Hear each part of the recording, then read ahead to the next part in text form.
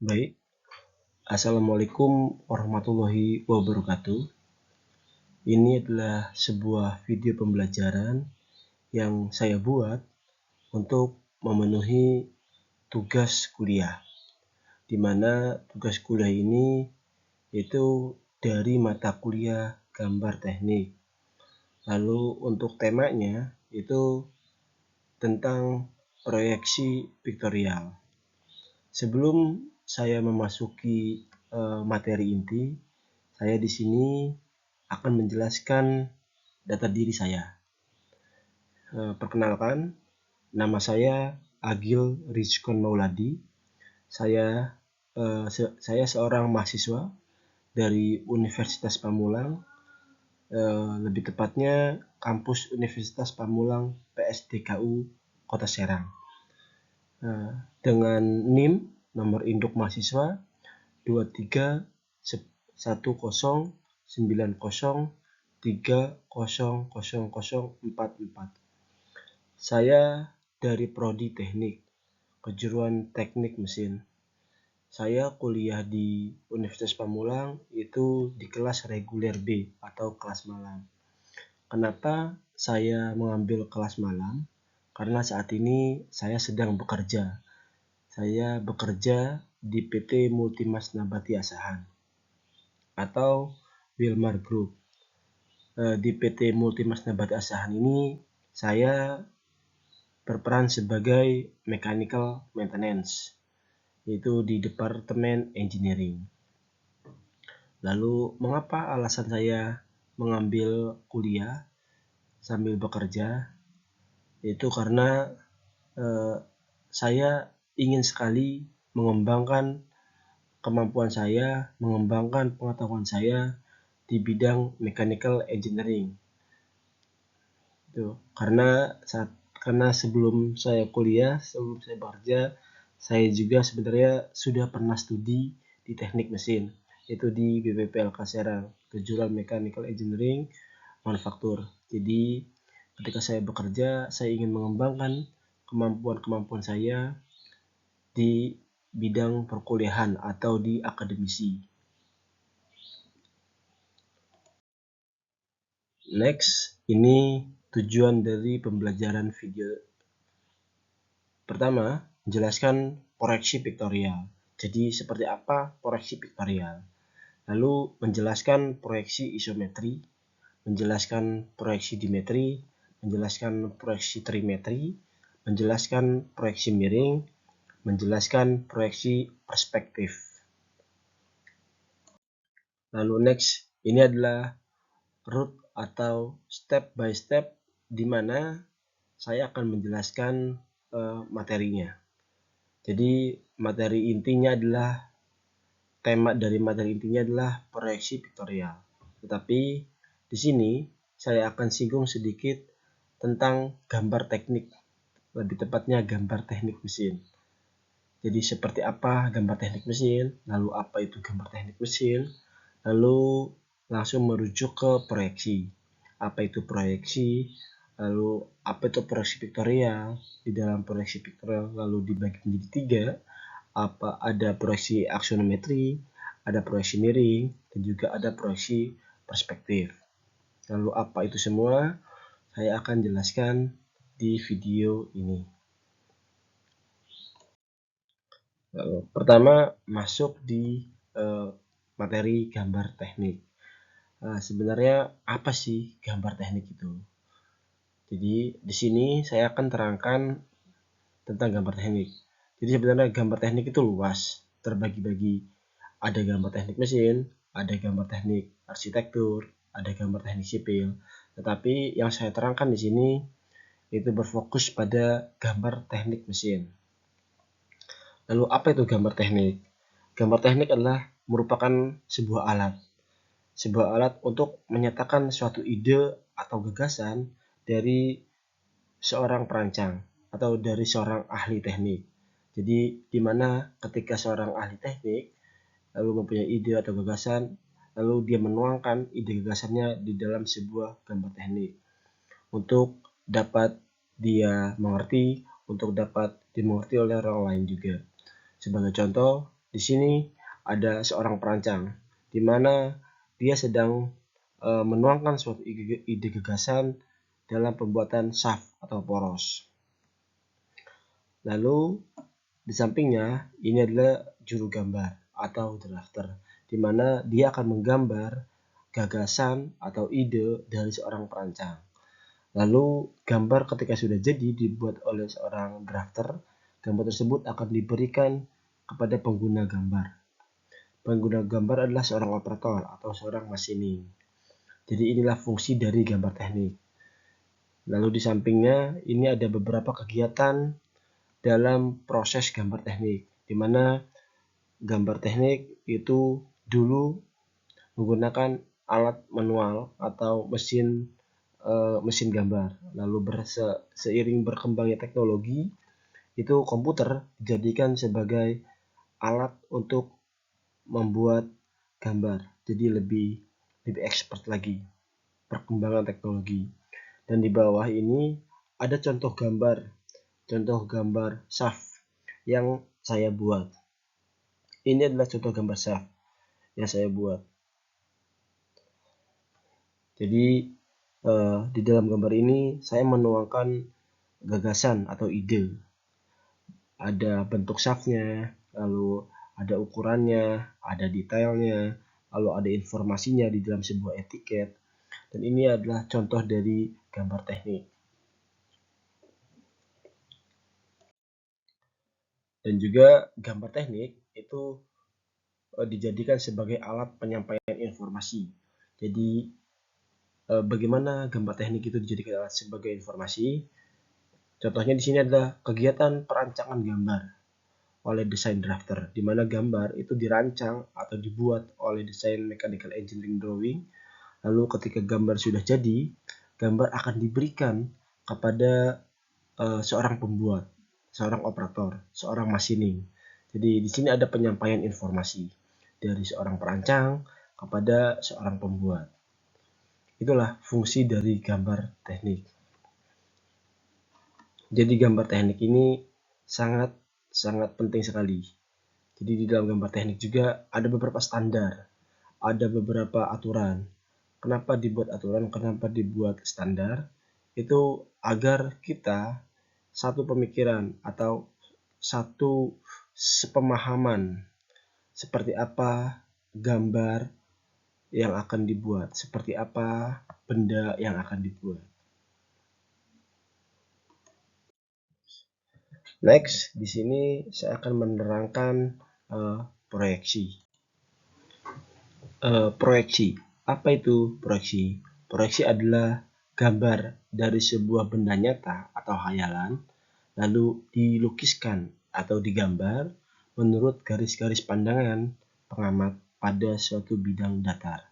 Bidang datar di sini adalah sebuah kertas atau sebuah bidang gambar. Jadi kalau kita melihat contoh di sini, contoh gambar proyeksi benda, gambar 5.1. Di sini ada sebuah benda. Lalu benda itu akan ditarik garis lurus yang akan dilukiskan di dalam sebuah bidang proyeksi. Jadi seperti inilah. Lalu proyeksi itu dibagi menjadi dua. Yang saya tahu proyeksi itu dibagi menjadi dua, yaitu ada proyeksi piktorial dan ada proyeksi ortogonal. Sumbernya itu dari buku Insinyur Ohan Johana dan M. Suratman SPD, menggambar teknik dengan standar ISO. Di sini proyeksi dibagi menjadi dua. Ada proyeksi piktorial dan ada proyeksi ortogonal. Di mana proyeksi piktorial itu dibagi menjadi tiga. Ada proyeksi aksonometri, ada proyeksi miring, ada proyeksi perspektif. Di proyeksi aksonometri itu ada beberapa poin. Ada proyeksi isometri, ada proyeksi dimetri, ada proyeksi trimetri. Lalu di proyeksi ortogonal itu dibagi menjadi dua. Ada proyeksi kuadran 1 atau lebih umum disebut sebagai proyeksi Eropa. Ada proyeksi kuadran 3 atau lebih umum itu disebut proyeksi Amerika. Jadi di mana di dalam proyeksi Eropa penempatan pandangan utama atau penempatan pandangan depan itu dia berada di kuadran 1. Sedangkan untuk proyeksi Amerika, untuk penempatan pandangan utama, untuk penempatan pandangan depan itu dia berada di kuadran 3. Tetapi untuk penempatan eh, pandangan atas di kuadran 1 di proyeksi Eropa ini dia berada di bawah, sedangkan untuk proyeksi Amerika dia berada di atas. Jadi perbedaannya seperti itu. Kalau jika proyeksi Eropa untuk pandangan atas dia ada di bawah, untuk proyeksi Amerika untuk pandangan atas ada di atas. Untuk pandangan kanan ada di kiri, di mana di proyeksi Amerika untuk pandangan kanan dia berada di kanan. Jadi kalau di proyeksi Eropa dia dibalik, tetapi jika di proyeksi Amerika dia real atau bagaimana keadaan dalam suatu bidang. Lalu di sini saya akan jelaskan tentang proyeksi piktorial. Apa itu proyeksi piktorial? Proyeksi piktorial atau pictorial drawing adalah suatu cara untuk menampilkan gambar benda yang mendekati bentuk dan ukuran sebenarnya secara 3 dimensi dengan pandangan tunggal. Dulu, proyeksi ini dikenal sebagai istilah gambar bagan atau gambar satu pandangan. Dan ini adalah contoh dari gambar proyeksi piktorial. Untuk proyeksi piktorial ini kadang sering juga disebut sebagai gambar ilustrasi teknik, karena sering digunakan sebagai gambar ilustrasi pada buku-buku keteknikan atau pada katalog dari produk industri mesin dan sebagainya. Jadi kalau ada proyeksi, jadi jika ada contohnya adalah sebuah produk, yaitu di sini sebuah produk forklift, biasanya itu proyeksi piktorial dijadikan sebagai gambar ilustrasi teknik. Tetapi tidak semua gambar ilustrasi teknik itu adalah proyeksi piktorial. Kenapa? Karena berbeda. Jika gambar ilustrasi teknik biasanya dia lebih dijadikan lebih menarik. Ada warnanya, ada penampilannya, ada lightingnya. Tapi jika di gambar proyeksi piktorial dia tidak. Dia mungkin lebih ke garis, lebih real, skalanya harus sesuai, seperti itu. Itu yang membedakan apa itu gambar proyeksi piktorial dan gambar ilustrasi teknik. Lalu di sini ada beberapa perpecahan, ada beberapa bagian dari proyeksi piktorial. Proyeksi piktorial itu dibagi menjadi 3. Ada proyeksi aksionometri, ada proyeksi miring, dan ada proyeksi perspektif. Di dalam proyeksi aksionometri itu dibagi menjadi 3. Ada proyeksi isometri, ada proyeksi dimetri, ada proyeksi trimetri. Untuk nanti satu-satu kita akan bahas.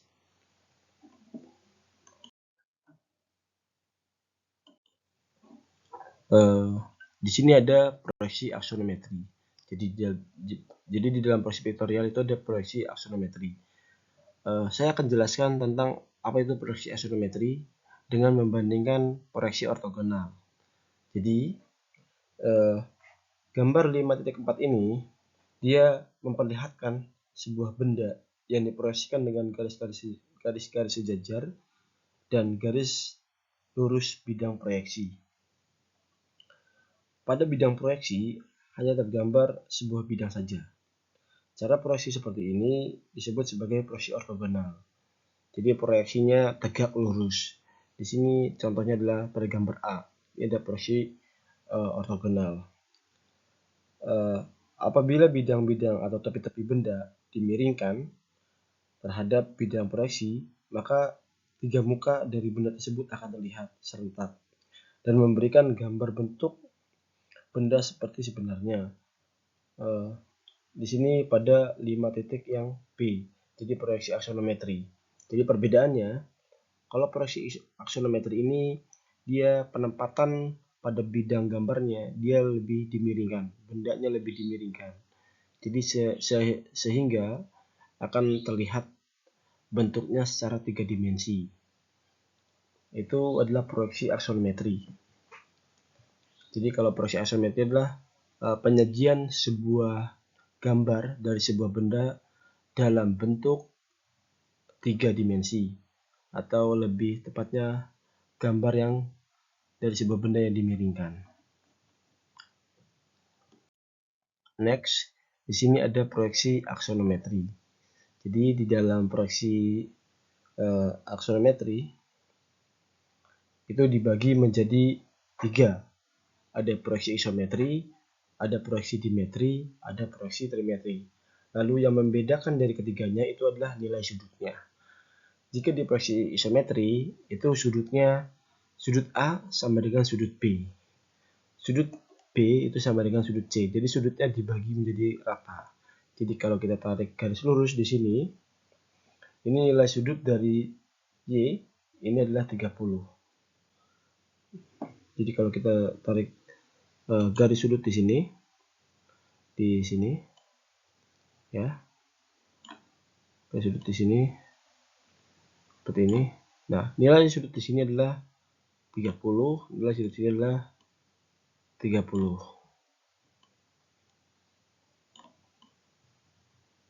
Nah, seperti ini 30, ini 30.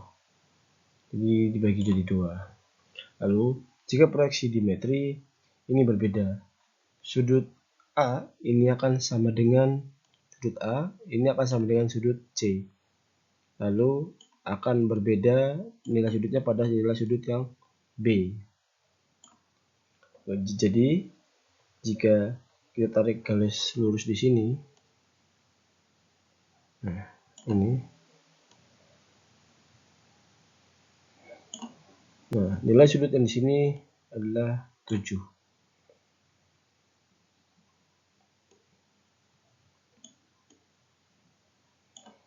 Untuk nilai sudut yang di sini adalah 42. Nah, ini nilai sudutnya.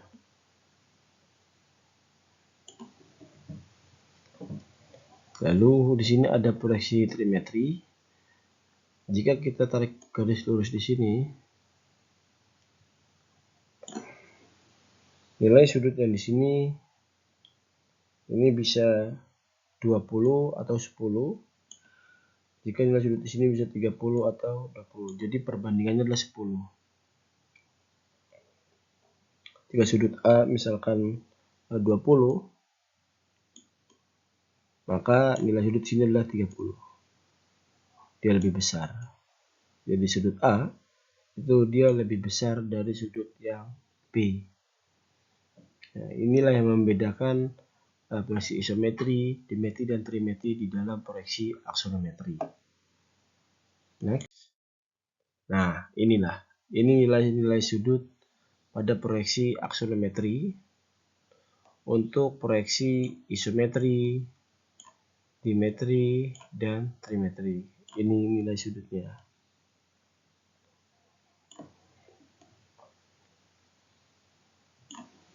Ini nilai sudutnya nih. Oke. Mungkin itu proyeksi aksonometri. Lalu next. Nah, ini adalah sebuah gambar. Sebuah gambar yang saya sajikan menggunakan proyeksi aksonometri. Jadi kalau kita tarik garis lurus di sini, contoh, jika kita tarik garis lurus di sini, nah di sini akan nilainya 30. Ini saya menggunakan software SolidWorks.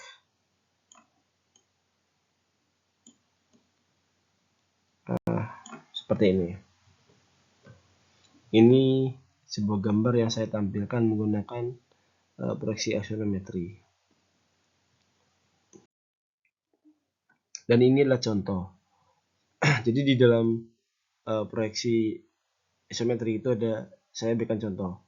Ini adalah gambar sebuah benda silindris atau kita sebut bisa sebagai shaft yang dia ditampilkan dalam bentuk gambar isometri.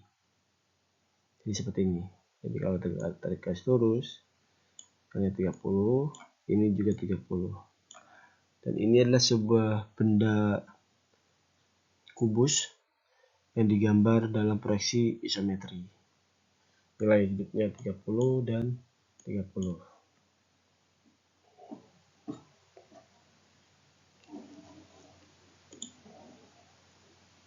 Next, ini proyeksi dimetri. Ini adalah sebuah benda yang digambar menggunakan sudut atau proyeksi isometri dengan nilai sudut 7 dan 42.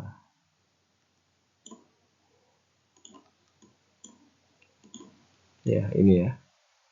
Ini sebuah benda mungkin bisa disebut stopper ya, atau bantalan. Ini.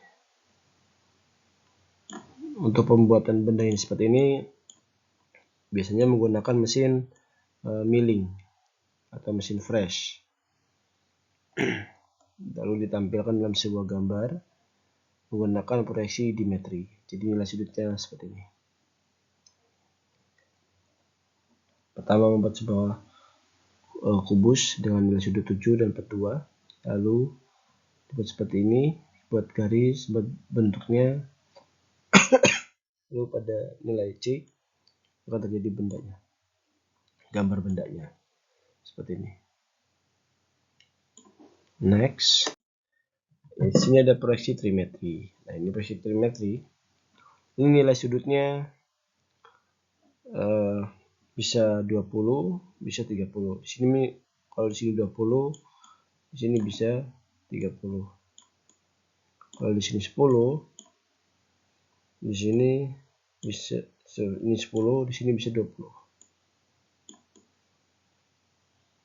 Nah, di 5/6 per 2/3. Ini nilainya 1. Sudut A, sudut B, dan C tidak sama dengan OX. OY dan OJ tidak sama. Jadi sudut A dan lebih kecil dari sudut B ya. Jika 20, jika di sini 20 dan saya bilang di sini bisa 30. Nah, lebih kecil. Dan sudut C dan B, C. Jadi nilai B dan C ini akan lebih besar daripada A. Next, di sini ada proyeksi miring. Next, ya, di sini tentang proyeksi miring. Apa itu proyeksi miring? Jadi proyeksi miring adalah sebuah gambar yang disajikan dalam proyeksi dengan garis-garis miring. Garis-garis miring sudut yang menggambarkan kedalaman biasanya 30 derajat, 45 derajat, atau 60 derajat hadap horizontal. Panjang kedalaman garis benda ini dapat ditentukan dengan dua hal, yaitu proyeksi miring Cavalier dan proyeksi miring kabinet. Jadi di dalam proyeksi miring itu ada dua persepsi. Jadi ada dengan menampilkan garis proyeksi miring Cavalier, ada juga dia menampilkan proyeksi miring kabinet. Lalu apa yang membedakan proyeksi miring Cavalier dan proyeksi miring kabinet? Yang membedakan adalah panjang bendanya. Jika pada proyeksi miring Cavalier, dia digambar dengan panjang garis benda yang sesuai, yang asli dengan bendanya. Jadi, jika di sini ada sebuah benda seperti ini, contoh sebuah benda C atau benda apa itu nih? Benda stopper ya. Contoh ada sebuah benda stopper seperti ini.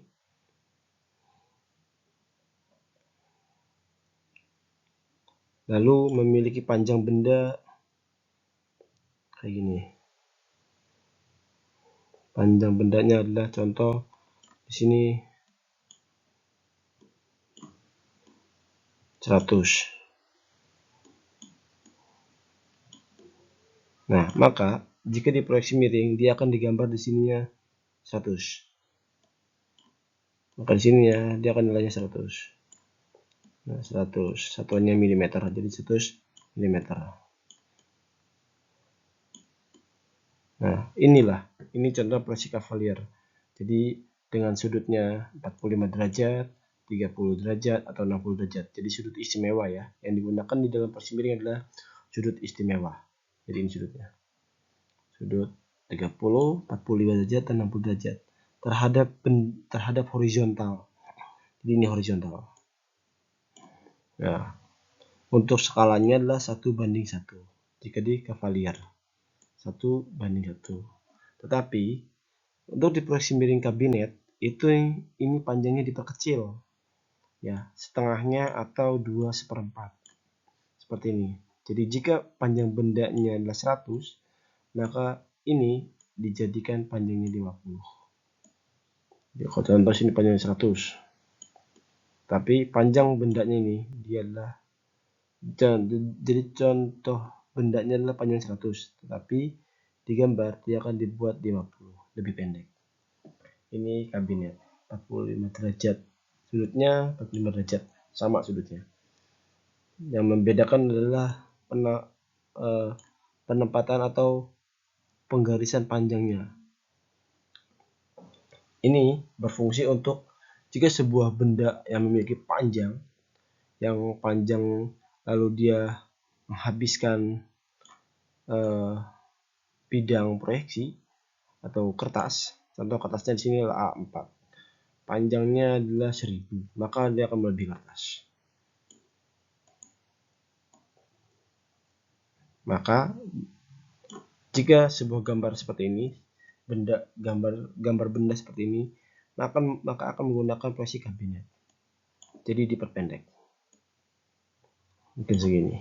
Jadi dibuat separuhnya. Nah, jadi ini fungsinya untuk menampilkan gambar yang panjang. Jadi separuhnya atau 2/4-nya. Itu adalah contoh dari proyeksi miring. Next, sini ada proyeksi perspektif. Apa itu proyeksi perspektif?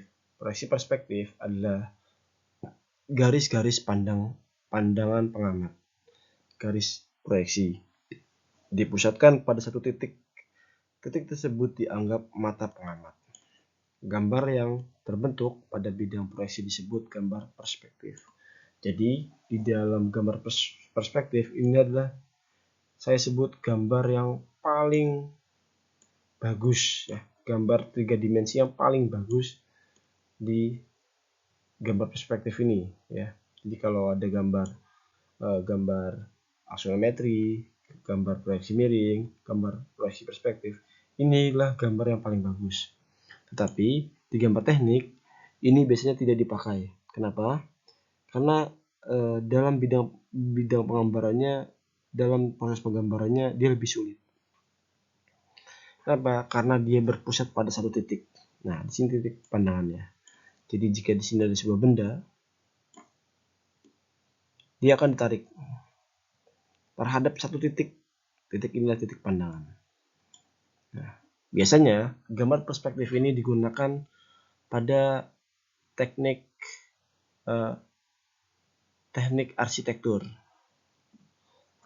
Di gambar teknik mesin ini jarang dipakai karena lebih sulit.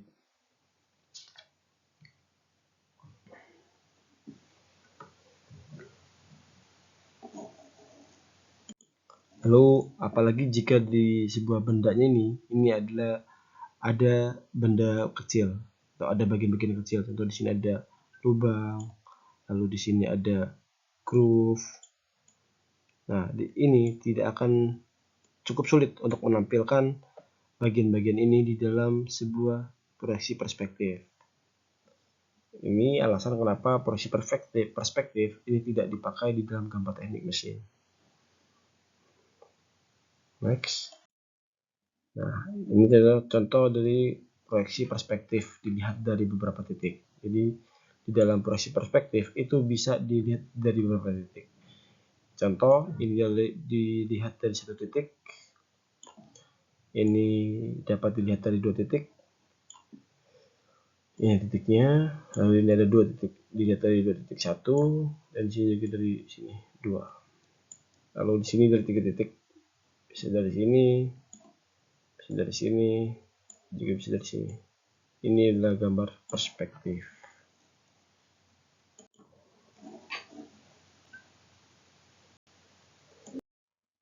Baik, lalu ini adalah contoh gambar support pompa yang saya buat.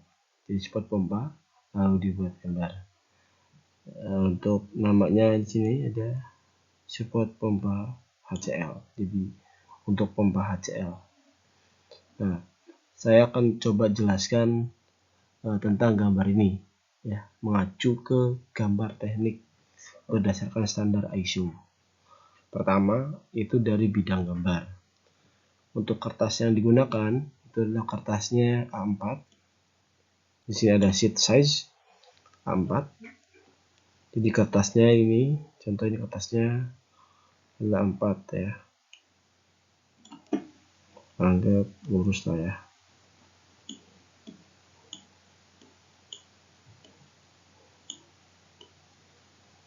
Ini kertasnya adalah A4.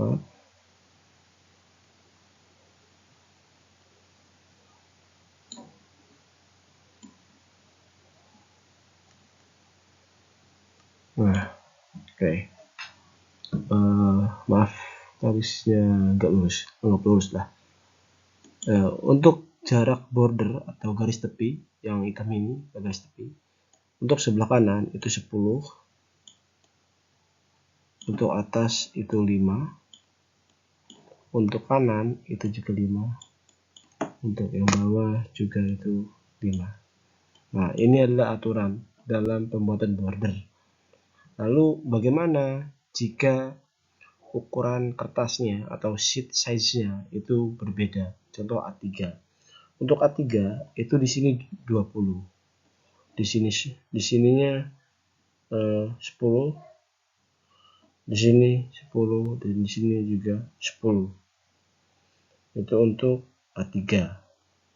Dan terus jika A2 masih sama. Di sini 10, di sini 20, di sini 10, di sini 10, di 10. Nah, itu contoh dari pembuatan border. Lalu di sini ada etiket. Ini disebut etiket atau informasi dari sebuah gambar. Di dalam etiket itu ada ini etiket. Untuk etiket itu bebas ya untuk standarnya. Ada standar ISO, ada juga standar yang dibuat oleh sebuah instansi perusahaan, ada juga standar etiket yang dibuat oleh standar instansi pendidikan, university atau sekolah SMK. Inilah sebuah etiket yang saya buat. Sendiri atau berdasarkan standar di pekerjaan. Ini di dalam etiket ini ada skill atau keahlian, skill mechanical engineering CAD atau computer aided design. Lalu di sini ada revisi, jadi direvisi oleh siapa gambarnya. Lalu di sini ada skala gambarnya 1:2. Lalu ini ada sheet size atau ukuran kertas. Untuk ukuran kertasnya itu adalah A4. Di sini ada unit atau satuannya adalah milimeter. Lalu di sini ada draw atau design by siapa yang menggambarnya, ini namanya Akil Rizkan Mawadi, jadi oleh saya sendiri. Lalu ada project, ada waktu, time, waktu di sini adalah waktu pembuatan sebuah bendanya ya. Jadi waktu benda ini, jadi estimasinya, waktunya itu dijelaskan, waktunya itu diterangkan di sini, dicantumkan di sini, estimasi waktu pembuatan bendanya. Di sini ada task. Jadi apa perbedaan task dan project? Project adalah sebuah mesin, contohnya adalah sebuah mesin. Jadi project adalah lebih besar daripada task. Task itu biasanya digunakan untuk sebuah part, tapi project itu biasa digunakan untuk lebih besarnya. Kalau di sini berarti projectnya apa? Pompa HCL.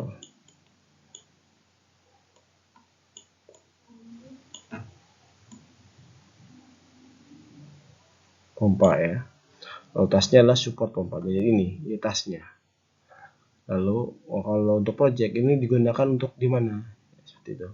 Itu yang membedakan tas dan project. Ini adalah tas dan project itu ini digunakan di mana? Contoh di pompa. Nah, ini digunakan di sini. Nah, gitu ya. Ini bedanya project dan tas. Lalu sini ada projection A. Apa ini? Ini adalah proyeksi. Proyeksi yang digunakan.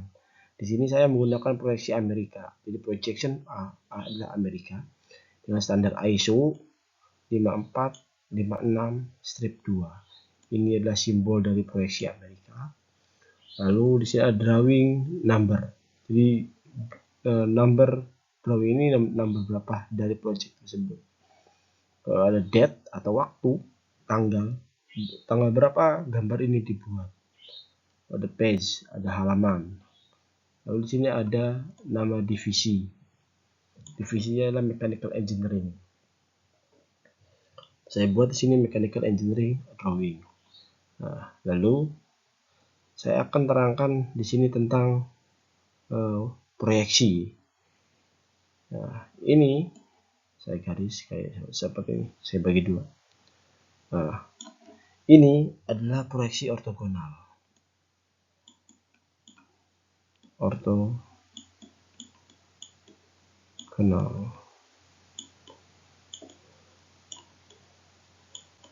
Nah, ini adalah isometric view, proyeksi isometrik. Nah, ini yang tadi saya jelaskan. Perbedaannya itu di sini.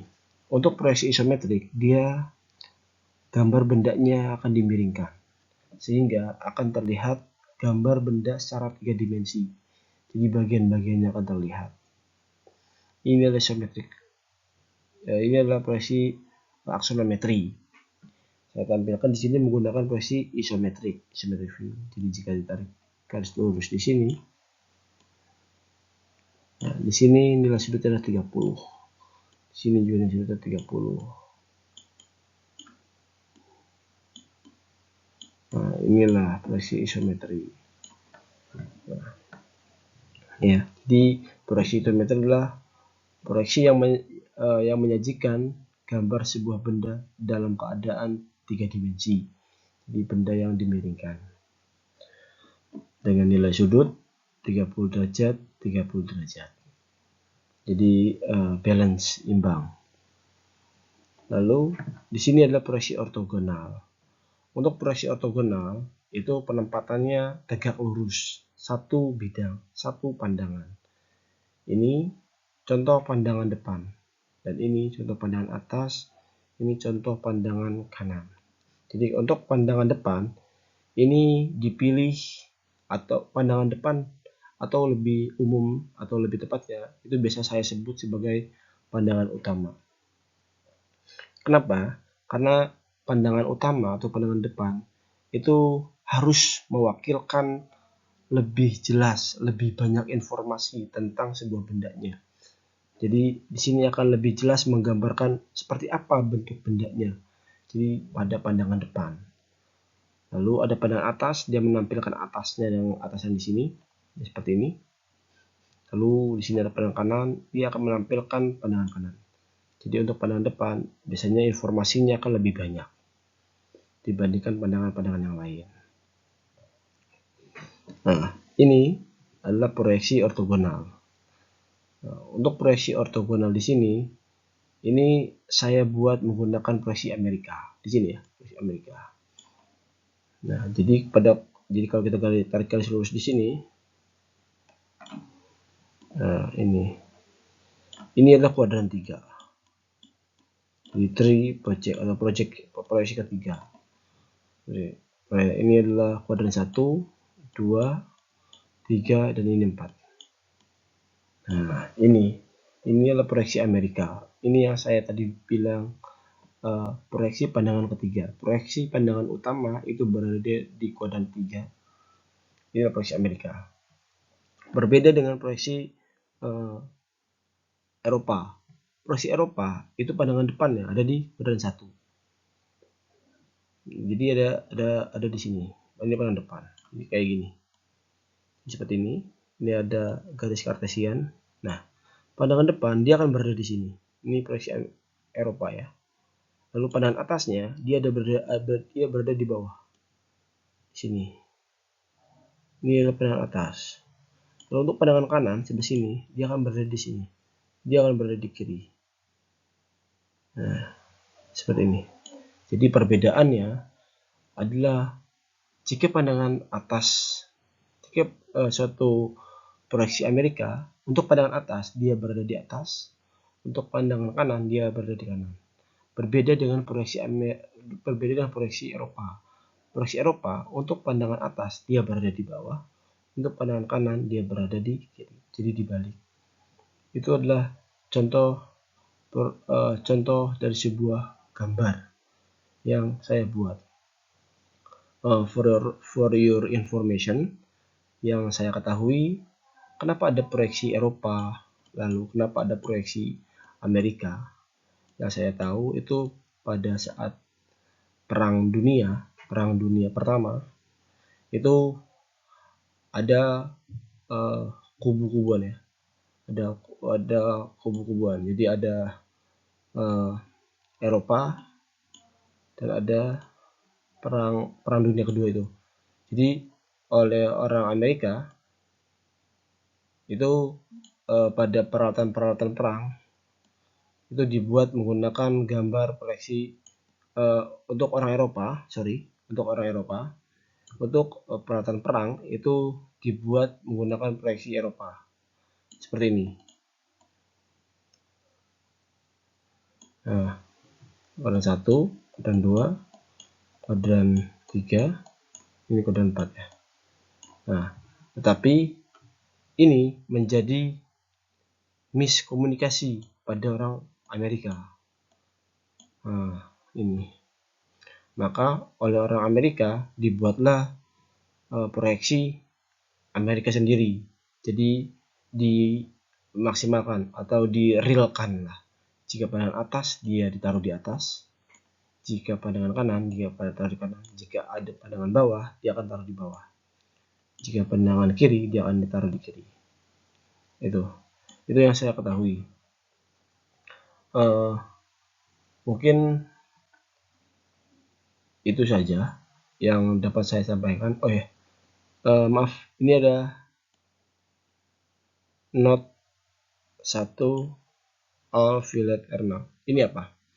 Ini adalah contoh bentuk informasi tambahan. Jadi tidak boleh ya. Jadi dapat juga informasi tambahan tuh dibuat seperti ini. Artinya note atau catatan ultraviolet R6. Di sini ada tidak ada nilai R-nya. R6-nya. Ini berapa nilainya? Nilainya adalah R6. Dari sini. Acuannya itu di sini. Nah, kenapa tidak ditaruhkan ukuran di sini R6, di sini R6? Ini untuk lebih menampilkan gambar yang rapi. Karena seorang drafter itu pasti memiliki gayanya masing-masing atau stylenya masing-masing. Tapi tetap gambar itu dijadikan sebagai alat informasi. Jadi harus rapi, harus dapat dibaca, harus sesuai, harus menampilkan informasi-informasi yang penting, yang membantu seorang operator di lapangan. Mungkin itu saja yang dapat saya sampaikan. Tadi saya menerangkan tentang materi proyeksi aksonometri, proyeksi vektorial. Tadi saya menerangkan tentang proyeksi vektorial. Jadi di dalam proyeksi vektorial itu dibagi menjadi 3, ada aksonometri, ada proyeksi miring, dan ada proyeksi perspektif. Nah, di dalam proyeksi aksonometri itu dibagi menjadi 3, ada isometri, ada dimetri, dan trimetri. Mungkin itu saja yang dapat saya sampaikan. Semoga video pembelajaran ini dapat membantu teman-teman yang lain yang sedang belajar tentang gambar teknik ya. Karena saat-saat ini gambar teknik itu berpeluang besar di dalam dunia industri atau banyak lowongan-lowongan yang tersedia. Mungkin tidak hanya lowongan di industri, tetapi kalau untuk gambar teknik itu banyak pekerjaan-pekerjaan yang dilakukan secara freelance. Yang saya ketahui itu ada di CADCrow. Jadi nanti cari aja, ada di Google, itu ada CADCrow namanya. Di sini biasanya menampilkan jobdesk pekerjaan secara freelance. Nah, biasanya lebih banyak jobdesknya didapatkan dari orang-orang luar negeri. Lalu ada platform yang lain, mungkin bisa dicari di Google ya. Gambar teknik ini mungkin tidak mudah untuk dipelajari, tapi juga pasti bisa untuk dipelajari jika terus kita pelajari. Mungkin itu poin-poin yang saya sampaikan di dalam video ini. Kurang lebihnya saya mohon maaf jika ada salah-salah kata atau kata-kata yang saya yang keliru atau penjelasan saya yang kurang jelas. Mohon untuk dimaafkan. Wabillahi taufiq wal hidayah. Wassalamualaikum warahmatullahi wabarakatuh. Terima kasih untuk teman-teman. Terima kasih untuk Bapak dosen, Bapak Juni Arif. Saya ucapkan terima kasih.